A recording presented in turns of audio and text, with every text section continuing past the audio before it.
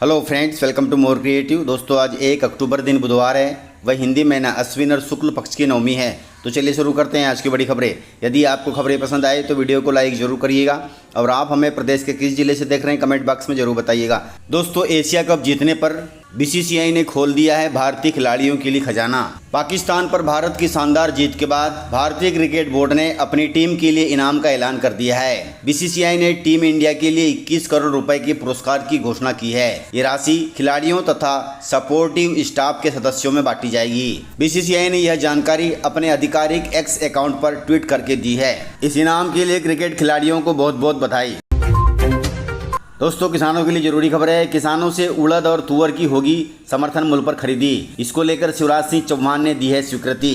दोस्तों, केंद्रीय कृषि मंत्री शिवराज सिंह चौहान ने खरीफ विपणन वर्ष 2025-26 के लिए उत्तर प्रदेश और गुजरात में दलहन तथा तिलहन फसलों की खरीदी को स्वीकृति दे दी है। कुल मिलाकर किसानों से उड़द और तुअर की 100% खरीदी के लिए शिवराज सिंह चौहान ने मंजूरी दे दी है। दोस्तों, आपको बता दें कि यूपी में मूंग, तिल, मूंगफली तथा गुजरात में सोयाबीन, मूंग और मूंगफली भी खरीदने की अनुमति प्रदान की गई है। इसके लिए शिवराज सिंह चौहान ने कहा, इन दोनों राज्यों के लिए 13,890 करोड़ रुपए की उपज खरीदी से किसानों को काफी लाभ होगा। खरीदी की प्रक्रिया को पूरी तरह पारदर्शी तरीके से करने के लिए शिवराज सिंह चौहान ने इन दोनों राज्यों को निर्देश भी दे दिए हैं, ताकि इन दलहनी तथा तिलहनी फसलों को खरीदते समय किसी प्रकार की किसानों को दिक्कत न आए। केंद्र सरकार का मानना है कि सबसे ज्यादा इन दोनों राज्यों में दलहनी तथा तिलहनी फसलें होती है, इसलिए यहाँ पर खरीदी जरूरी है।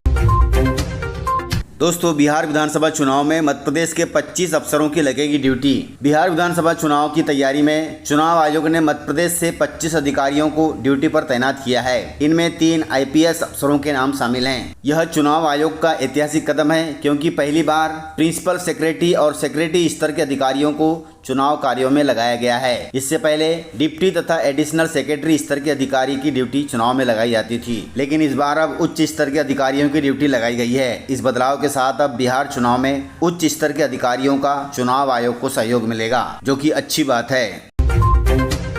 दोस्तों, मध्य प्रदेश में हेलमेट नहीं पहनने वालों का होगा अब लाइसेंस रद्द।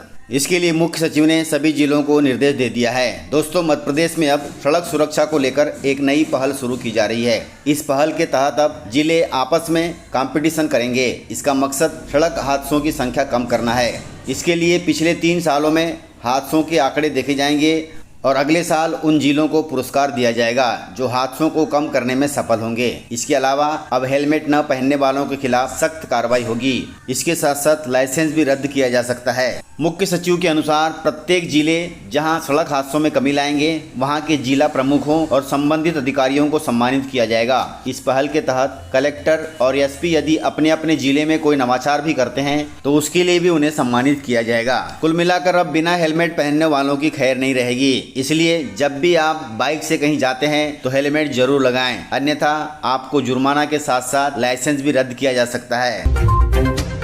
दोस्तों, मुख्यमंत्री मोहन यादव की भावांतर योजना पर भड़क गए सोयाबीन किसान। मध्य प्रदेश के सोयाबीन उत्पादक किसान इन दिनों बारिश से खराब हुई फसलों, फसल बीमा और मुआवजे को लेकर पीड़ा में हैं। ऐसे में मध्य प्रदेश सरकार ने भावांतर योजना का मरहम लगाने का प्रयास किया है, लेकिन किसान इससे संतुष्ट नहीं है। किसान सवाल कर रहे हैं कि जब सोयाबीन की पैदावार ही नहीं हुई है तो हम बेचेंगे क्या और हम किसका भावांतर लेंगे, अर्थात सरकार किसका भावांतर देगी। दोस्तों, सोया स्टेट के नाम से पहचाने जाने वाले मध्य प्रदेश में सोयाबीन किसानों की हालत ठीक नहीं है। बुआई के साथ से ही सोयाबीन की फसल पर मौसम की मार ऐसी पड़ी कि किसान बारिश की वजह से हार्वेस्टिंग तक नहीं कर पा रहे हैं। ऐसी स्थिति में किसानों को फसल बीमा, राजस्व सर्वे और मुआवजे के लिए सरकार और प्रशासन के अधिकारियों का मुंह ताकना पड़ रहा है और सरकार इन्हें भावांतर का लालीपाप दे रही है। कुल मिलाकर जिन किसानों के पास बेचने के लिए कुछ बचा ही नहीं है, वे भावांतर कैसे लेंगे। इसके लिए सरकार को संज्ञान लेना चाहिए ताकि सभी किसानों को इसका लाभ मिल सके। दोस्तों, मध्य प्रदेश के मदरसों में हिंदू बच्चों के धर्मांतरण का मामला आया है। मध्य प्रदेश में हाल ही में धर्मांतरण को लेकर एक बड़ा विवाद खड़ा हो गया है। शिकायत में कहा गया है कि राज्य के मदरसों में पढ़ने वाले 556 हिंदू बच्चों को कथित तौर पर धर्मांतरण के लिए निशाना बनाया जा रहा है। इस मामले की शिकायत राष्ट्रीय मानवाधिकार आयोग तक पहुंची। इसके बाद आयोग ने तत्काल कदम उठाते हुए राज्य सरकार से 15 दिनों में जवाब मांगा है। लाडली बहना योजना से हटे हैं कई महिलाओं के नाम। अब इन महिलाओं को योजना का लाभ नहीं मिलेगा। मामला सतना जिले से है। सतना जिले में ई-KYC सत्यापन के नाम पर जिले के सैकड़े ऐसे लोगों की समग्र आईडी डिलीट कर दी गई जिनकी समग्र आईडी पूरी तरह से सत्यापित थी। काफी संख्या में उन महिलाओं की भी आईडी डिलीट कर दी गई जो लाडली बहना योजना की लाभार्थी थी। इससे ये महिलाएं लाडली बहना योजना का लाभ नहीं ले पा रही हैं। अब इन लाडली बहनों द्वारा संबंधित दफ्तरों में लगातार चक्कर लगाए जा रहे हैं, लेकिन इनका नाम लाडली बहना योजना में नहीं जुड़ रहा है। इनमें से वे महिलाएं भी शामिल हैं जिन्होंने काफी मशक्कत के बाद नगर निगम से अपनी समग्र आईडी रीस्टोर करवा ली है। इस मामले में बाल विकास विभाग के अधिकारी भी कुछ स्पष्ट जवाब नहीं दे रहे हैं। कुल मिलाकर अधिकारी एक दूसरे पर थोप रहे हैं, लेकिन हल कुछ नहीं निकल रहा है। अब ये लाडली बहनें क्या करें कुछ समझ नहीं आ रहा है। और इस त्योहारी सीजन में जबकि लाडली बहना योजना का पैसा भी बढ़ने वाला है और इस समय योजना से वंचित होना काफी दिक्कत वाली बात है।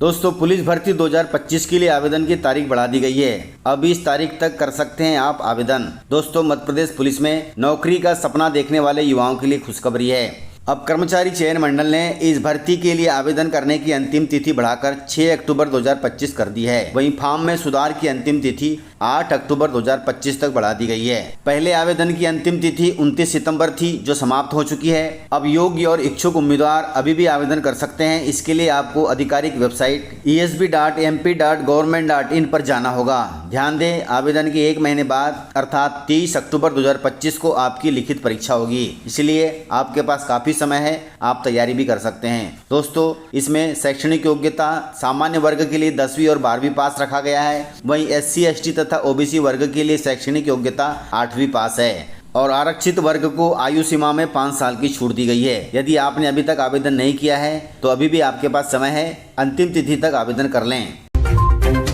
दोस्तों, रेलवे ने दीपावली तथा छठ पूजा के लिए 6 स्पेशल ट्रेन चलाने का फैसला लिया है, जिससे यात्रियों को मिलेगी काफ़ी सुविधाएं। दीपावली एवं छठ पूजा पर यात्रियों की सुविधा को देखते हुए पश्चिम मध्य रेलवे ने 6 स्पेशल ट्रेन चलाने का फैसला लिया है। इन ट्रेनों के मार्ग तथा संचालन की तिथि जारी कर दी गई है। ट्रेनों के लिए सीटों का आरक्षण भी प्रारंभ हो गया है। ज्यादा जानकारी के लिए आप रेलवे के पूछताछ नंबर 139 पर संपर्क कर सकते हैं। ये सभी ट्रेनें मध्य प्रदेश के अधिकांश रेलवे स्टेशनों पर ठहराव करेंगी, जो कि अच्छी बात है। दोस्तों, केंद्र सरकार ने अपने कर्मचारियों के लिए किया है बोनस का ऐलान। दोस्तों, केंद्रीय कर्मचारियों के लिए खुशखबरी है। इस दीपावली पर केंद्रीय कर्मचारियों को मिलेगा बोनस। वित्त मंत्रालय ने एक आदेश जारी कर इस बात की जानकारी दी है। केंद्रीय कर्मचारियों के लिए 30 दिन का बोनस मंजूर हो गया है। यह बोनस लगभग 6,908 रुपए होगा, जो दीपावली पर केंद्रीय कर्मचारियों को मिलेगा। कुल मिलाकर इस त्योहारी सीजन में कर्मचारियों की बल्ले बल्ले होगी। दोस्तों, इस प्रकार से खबरें थी। यदि आपको खबरें पसंद आई हो तो वीडियो को लाइक, शेयर एंड सब्सक्राइब जरूर करें। तो मिलते हैं सर अगले वीडियो में, तब तक के लिए जय हिंद, जय भारत, जय मध्य प्रदेश।